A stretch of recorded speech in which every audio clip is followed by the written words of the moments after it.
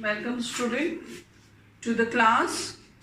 We'll continue now from the solutions where I left. Three types of solution I mentioned: isotonic, hypertonic,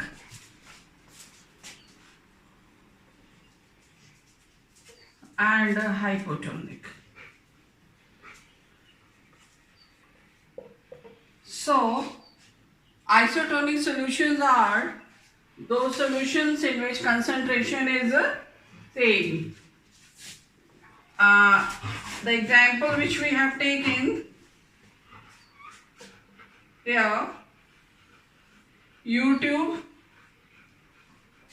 and here is your solvent. Here was the solution, and solving particles moved aside, you have seen, and time came when the vapor pressure in this arm and vapor pressure in this arm became exactly the same, and so then after some time, that time when it became same, osmosis was stopped, and at that time the solution was homogeneous in either arm, and also the concentration is also same, and such solution is called isotonic that you have seen. So now I'll make you understand hypertonic and hypotonic by giving you one example. Suppose you have a beaker, and in this you have semi-permeable membrane. Here you have solvent. Here you have solution 1, and this is the level. The whole process I will not explain to you again, but I'll just compare to explain to you hypertonic and hypotonic. So here again, this is here semi-permeable, a solvent is here, and here also we have a solution, and say this is solution 2. And you have to decide which solution, the two solutions we have to compare. Hypertonic and hypotonic terms, as I mentioned in my previous class, that these terms are comparative. So one solution 1 may be hyper with respect to this, or it may be hypo with respect to this. So how to know which one is hyper and which one is hypo, that we'll see here through the osmotic pressure. So in this case, you know that here we had P naught A, and here we had PA, vapor pressure of the solvent, and once osmosis started, level has risen, solvent particles have increased, so vapor pressure of the solution will also increase, and say the new vapor pressure, as we have seen in the previous class, it is PA dash. And we have considered that PA dash is greater than PA. Both are vapor pressure of the solution, but this is when the more solvent has traveled. So in this case, we will have a PA dash minus PA is equal to delta PA. This is for solution 1. So this pressure, which we have got the difference here, if this is stopping, this pressure is so much that it is stopping the phenomena of osmosis, then it will be called your osmotic pressure. Okay. Now, same phenomena will be over here, and in this case also we will have, this is for solution 1, and now for solution 2 we have PA. I take now double dash here. We have PA, initial vapor pressure of the solution, when solvent transferred, vapor pressure has increased of the solution, and we take a different symbol PA double dash. So PA double dash is also greater than PA. So PA double dash minus PA will be is equal to delta PA for solution 2. So if this pressure which are there, this PA double dash, if it is increase so much that it could stop the phenomena of osmosis, then this will be osmotic pressure. So if this is pi 1 and this is pi 2, osmotic pressure of first solution, osmotic pressure of the solution second. So now, how to decide which one is hyper and which one is hypo, that you see. If P dash A is greater than PA double dash. If this is greater than this. So if this is greater, what will happen? Pi 2 will be then, pi 2 will be greater than pi 1. Osmotic pressure of solution 2 will be more than what? Osmotic pressure of solution 1. So in such case, what is there? That the solution which has higher osmotic OPI, right? Osmotic pressure is hyper and opposite will be hypo. So you can say here that concentrated solution is hyper and comparatively dilute solution, the word has to be used comparative. Okay, concentrated and dilute. So dilute solution, which is in comparison to this, it is dilute, then dilute solution is a hypo. So hyper solution has got higher osmotic pressure and hypo solution has got lower osmotic pressure. And so isotonic solutions have a same osmotic pressure. So keeping this in mind, we move further to the aim of the chapter. First we will see that osmotic pressure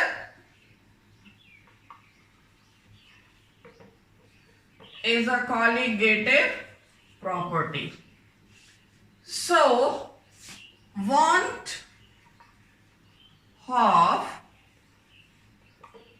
he said that what? All the gas laws, Boyle's law, Charles' law, and Hamilton's law, and real gas equation, that is, that all can be applied, all the gas laws can be applied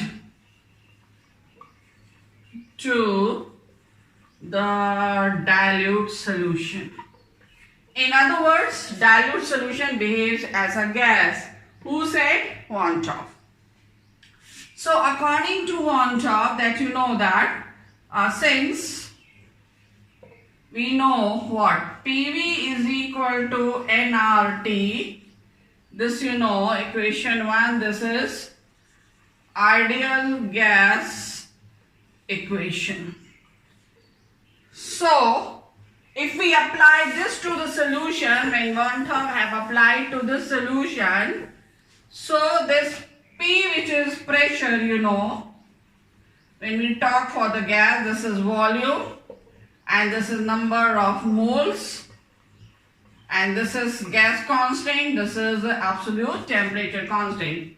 So now here, when we apply this equation 1 to the solution, then pressure term is your what? Osmotic pressure. This can be written if you write for dilute solution, then equation 1 can be expressed as follows. Who said that? Who did that? Von Top. So we have pi v is equal to nRT. What is pi? Pi is osmotic pressure, V is the volume, N is number of moles of the particles of solute in it, and R is the gas constant and T is the absolute temperature. So we will have pi is equal to N upon V RT. N upon V is what? Moles per liter or moles per volume, and which is molarity. And molarity is a concentration term. This is molarity, and molarity is a concentration term. R is constant, T will remain constant throughout the process. So pi is equal to molarity. Molarity is symbolized by capital M, MRT. Let this be, this is equation 2, then this is equation 3. If these two are constant, then pi is directly proportional to molarity, which is concentration. So osmotic pressure is directly proportional to the concentration. Therefore, it is a colligative property. Now, since it is a colligative property, therefore we can find out with the help of RMM, relative molecular mass of the solute, MB. With the help of this colligative property, we can find out relative molecular mass of what? The solute B. So we can find out NB. So the formula we have, pi is equal to N upon V RT. So if you take this you can take B, and NB is equal to WB upon MB. So we can write WB upon MB into V into R into T is pi, and we have reached to the aim of the chapter. This is molecular weight of solute. So with the help of this colligative property, we can find out relative molecular mass of the solute. Numericals are there based on this. Okay. Now further we go. I'll explain to you now abnormal molecular mass. This is quite important for reasoning question.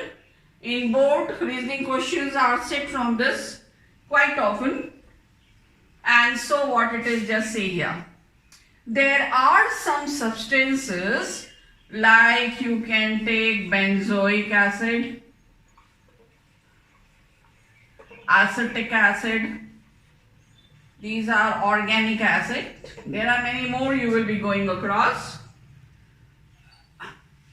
When you calculate the benzoic acid formula is what? C6H5COOH. What is the formula of this? CH3COOH. If you will calculate molecular weight of this through the formula, by considering their atomic weight, carbon 12 into 6, you know how to do hydrogen 1, carbon again 1, oxygen 16, nitrogen. If you calculate that all, so that will be called calculated molecular weight. This you will be calculating through the formula. through the molecular formula. You will be calculating. This is one way. The other way is what you have seen if you use colligative method. Any colligative, four colligative property you have studied. Relative lowering of vapor pressure, elevation of the boiling point, depression of the freezing point, and osmotic pressure. By any one of these four methods, if you find out molecular weight, so that will be experimental. This is calculated and also called normal molecular weight of substances. But if you calculate that, you find it out through the experimental, then it is called observed or experimental molecular weight. So benzoic acid molecular weight, if you calculate and if you find out through any of the colligative method, must be the same. But it is found that it is not same. It is seen that, and you will find that in your book also. If you will see example and you see the data, you will come to know that molecular weight of benzoic acid, what it is calculated through this method, through the formula, is this weight is just half the molecular weight what is calculated, found out through this experiment. So experimental molecular weight of benzoic acid is found to be just double the molecular weight what it is normally having. So this is different. So this observed molecular weight which you find, which is not said. So this observed molecular weight with respect to the normal molecular weight is called, this is called abnormal molecular weight. I hope it is clear to you what is abnormal molecular weight. When experimental molecular weight is different from the normal molecular weight what you calculate from the formula, then observed experimental molecular weight is said to be abnormal molecular weight. This is one example I gave you when molecular weight which is observed is more than the normal. If you take on the other hand a substance like sodium chloride, barium, nitrate or sulfate, ionic compounds, in their cases what this is found that their normal molecular weight by the formula, which this is 23, this is 35.5, 58.5 is the molecular weight, normal molecular weight. But when you find out through any one of those four experiments, you will find that this is coming half of this, just half the value of this, not like this, again different. So that molecular weight which you observe, which you found out through the experiment with respect to this will be abnormal molecular weight of sodium chloride. So what is the reason why this is there? It is not for all the substances but for some substances. So there are three conditions, that is I will just give to you. First condition is that molecules which neither undergo dissociation or association. In the previous one of the classes I have explained to you dissociation and association.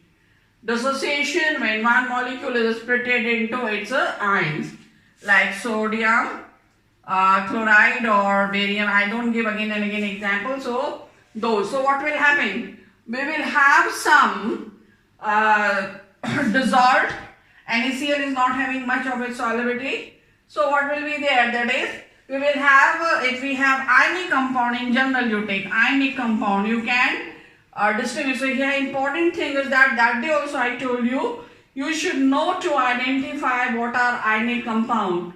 So ionic compounds undergo dissociation. So ionic compounds, if this is ionic compound, this will be dissociating, will be giving you A ion and B ion. So in the solution what we will have? We will have some A ion, we will have some B ion and some under. So if we started with 1 mole of this, then we will 1 mole, and the degree of dissociation, how much it can dissociate is alpha, this is alpha. So that is here alpha particle of or alpha moles of A ion and alpha moles of B ions will be there. So you start at initial amount. Initial amount was how much? 1 mole. And after dissociation, when you have dissolved, solution is formed, we have got alpha moles of A ion, we have alpha moles of B ion, and there will be some moles of AB left over which have not turned into this. So how much is left over? 1 minus alpha. So we will have 1 minus alpha moles also of what? AB. So this is A plus ion, this is B minus ion, and this is some AB molecules. So if I cancel this and this, we will have 1 plus alpha. So we started with 1 mole and now we have 1 plus alpha moles. So what you see here, that is number of moles have increased when compound undergo dissociation. And if you take some polymers, example just now I gave you, like benzoic acid, what happened? This compound, if you start with n moles, then it will be forming a bigger molecule. If you start with 2 moles of benzoic acid, so you will have what? 1 big molecule of benzoic acid. Both these molecules will be united. N molecules, many molecules of AB. After, when you have dissolved it, they got cling to each other. They got clotted. And when they got clotted, cling to each other, then what happened? The number of molecules have been reduced. So instead of a small molecule, they have formed a big molecule, giant molecule. And that is the phenomenon of association we have seen earlier. So in this case, number of particles has reduced. And you have studied that colligative property. You have studied earlier, colligative property is directly proportional to concentration, and concentration is directly proportional to number of moles, and number of moles we can say particles. Number of particles. So number of particles in dissociation are increasing, so colligative property is increasing. And in this case, the colligative property, that is number of particles in association, decreasing. So colligative property is decreasing. So when colligative property is changing, so molecular weight is also changing, because molecular weight is inversely proportional to the colligative property. If you look back, the 4 derivations of 4 different methods for colligative property which we have done, you will see there quickly. I will show you that here. So now look here. The first colligative property which you have, relative lowering of vapor pressure, P naught A minus PA upon P naught A. This is equal to what? XB. And this is M into MA. Further we go, NB upon WA, if this is in kg, multiply with 1000 and into MA. Further we go, we have WB upon MB into WA into 1000 into MA if this is in grams. So this is relative lowering of vapor pressure is inversely proportional to what? Molecular weight. Then second you see the property delta TB is equal to del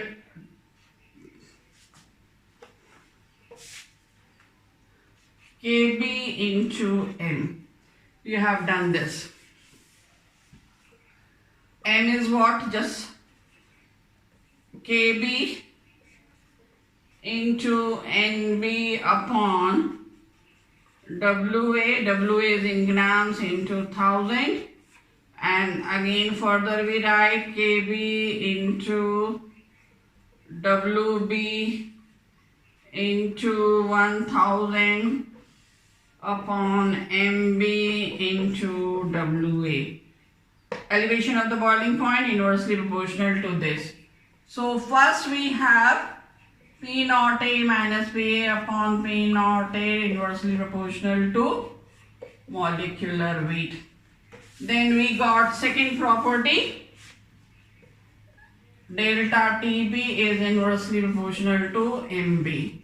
If you look back the formula, you will find delta TF is inversely proportional to MB.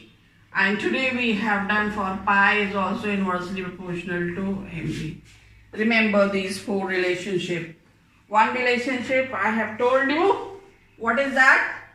Colligative property is directly proportional to number of particles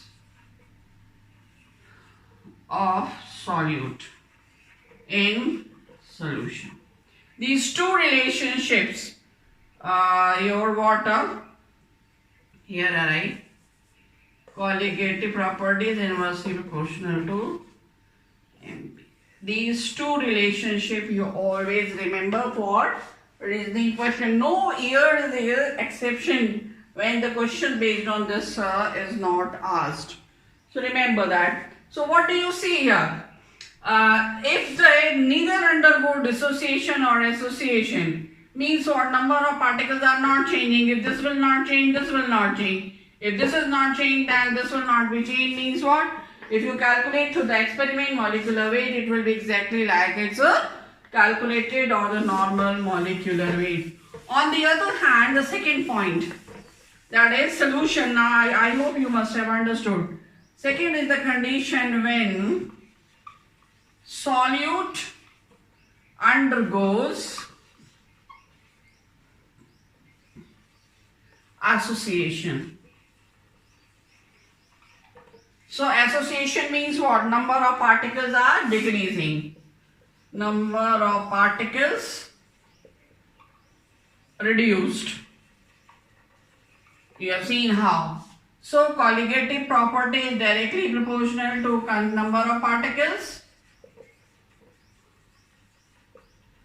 Well, one thing. Second is what? Colligative property is inversely proportional to the molecular weight of solute. So when number of particles are reduced, this is reduced, this will be reduced. If this will be reduced, this will be increased. That's why molecules which undergo association, they will have their more molecular weight, their observed value of colligative property to find out this molecular weight will be more. Means what? Molecular weight, when you are finding out through the colligative property, that will be more than its normal molecular weight. Okay, clear? Now we come to the when solute undergo, third point, undergo dissociation. Dissociation. Dissociation means number of particles increased. If number of particles increase, same again 2 points you will have to write. This will increase, this is increasing, this will increase, this will increase, so this will decrease.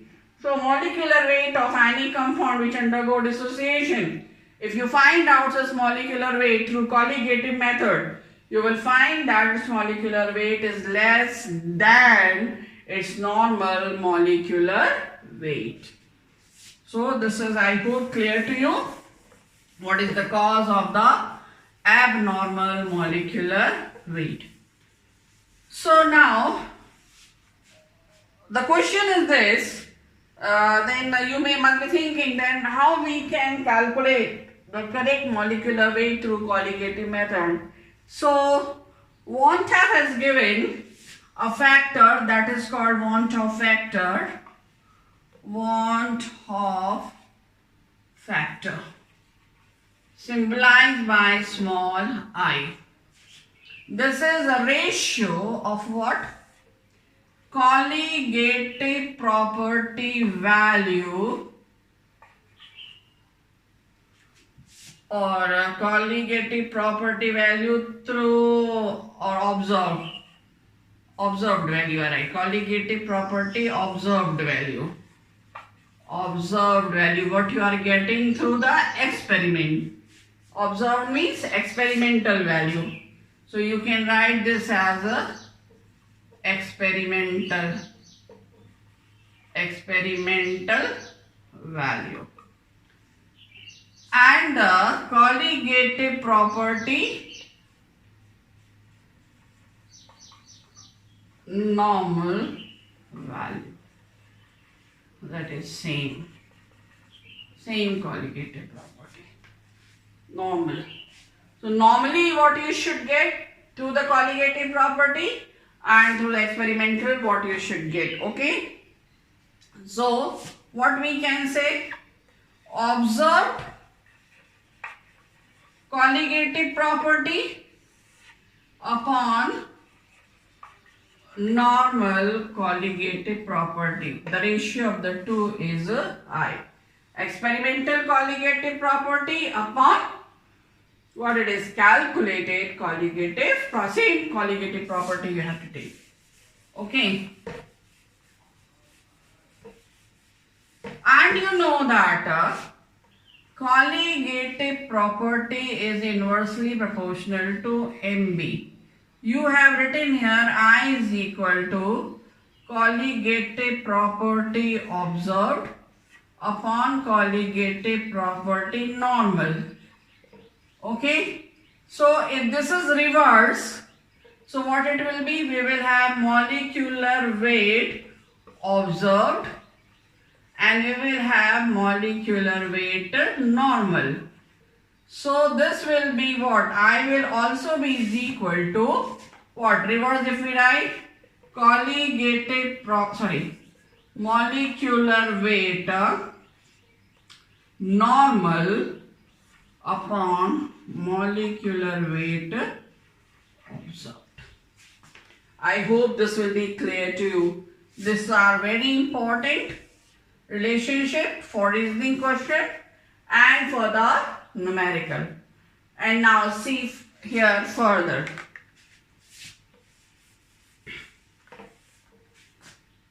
So when you have to find out molecular weight through the colligative property and you want to know what is the correct, if it undergoing association or dissociation, then how you can get their correct molecular weight. So want of has given a solution, what it is, that is whatever that formula which you are using for the colligative property, like for first property you are using this is equal to xb.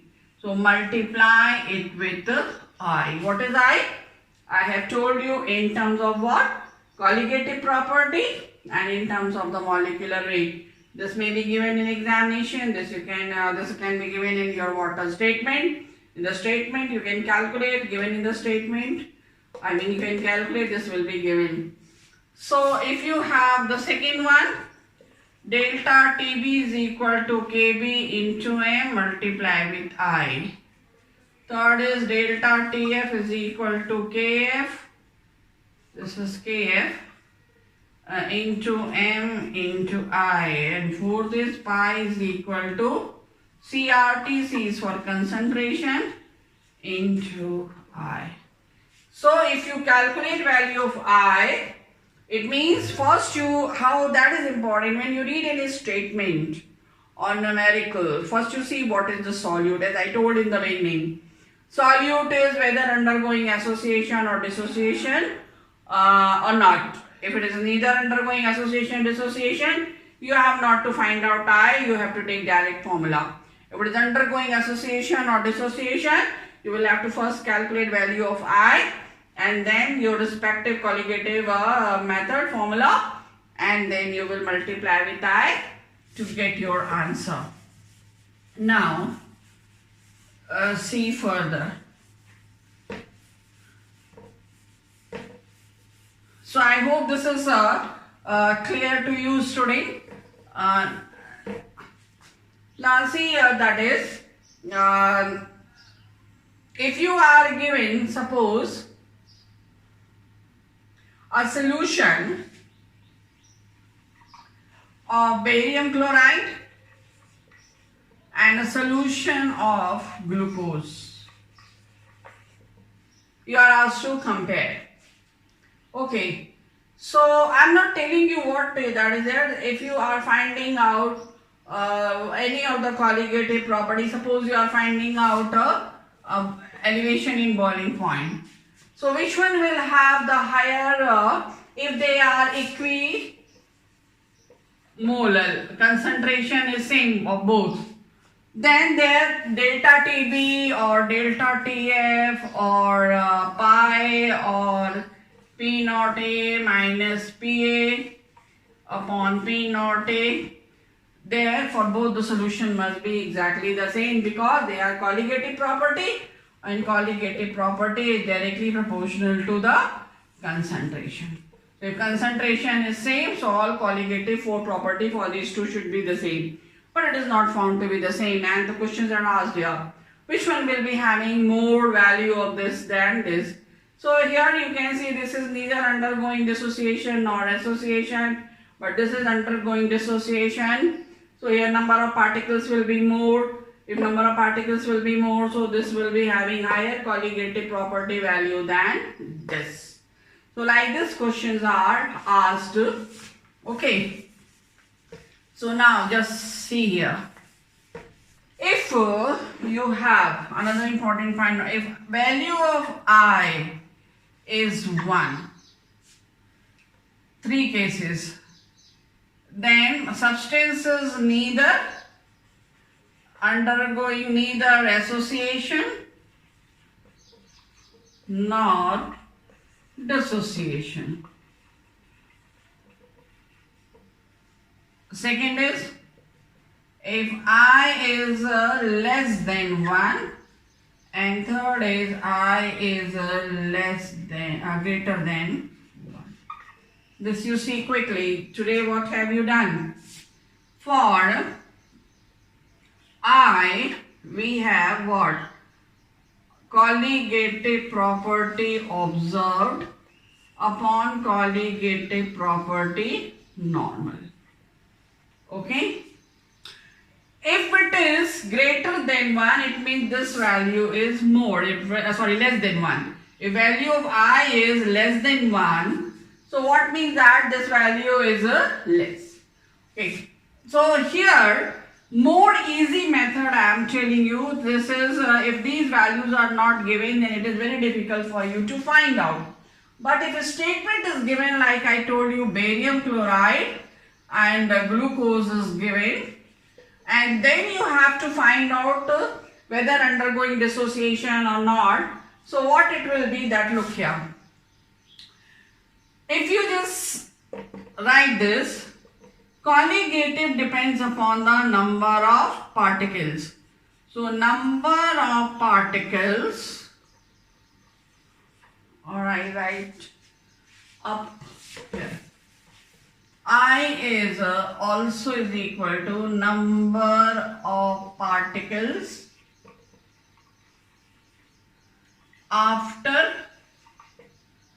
dissociation or association. This is most convenient formula. I upon number of particles before association or dissociation. Remember that.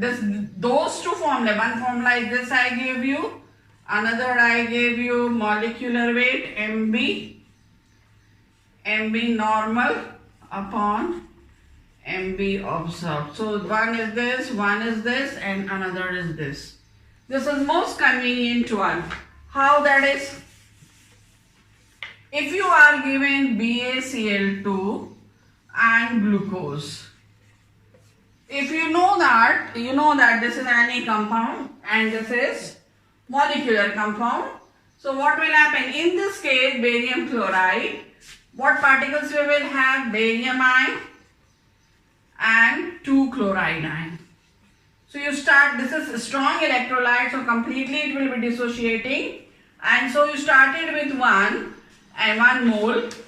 Here we have 1 mole of barium ion and 2 moles of chloride ion. So how many particles we have? So dissociation. So I for BaCl2 will be what? Total particle is 3. 2 plus 1 is 3. And before dissociation we have just 1. So value of I is 3. So value of I is 3. So value of I is 3 means what? I is greater than 1. So when I is greater than 1, then the substance is undergoing what? Dissociation. Now see the case of glucose. Glucose is neither undergoing dissociation nor association. So particle before and after will remain 1 if you started with this. So for glucose, this will be 1 upon 1 is 1. So one condition we have when I is equal to 1. So when I is equal to 1, it is neither undergoing dissociation nor association. When I is greater than 1, then the substance is undergoing, solute is undergoing dissociation. And if you see the other example like benzoic acid, C6H5COOH, this is started with 2 moles and it has gone to just 1 mole. So this is 2 moles you started and here we have 1 mole. So what happened? Then I benzoic C6H5COOH, what it is? 1 upon 2. So value of I is what? Less. Third case, value of I. So first case is I is 1 is greater than 1 and third is I is less than 1. I is greater than 1 means dissociation and here it is association and here neither dissociation nor association. So remember that this is important for the reasoning question. So that's all, student. I'll tell you in the next class because the time is quite much, and here reverse osmosis that I'll be telling you, and then we will see some other osmotic laws in the next class. So till then, bye.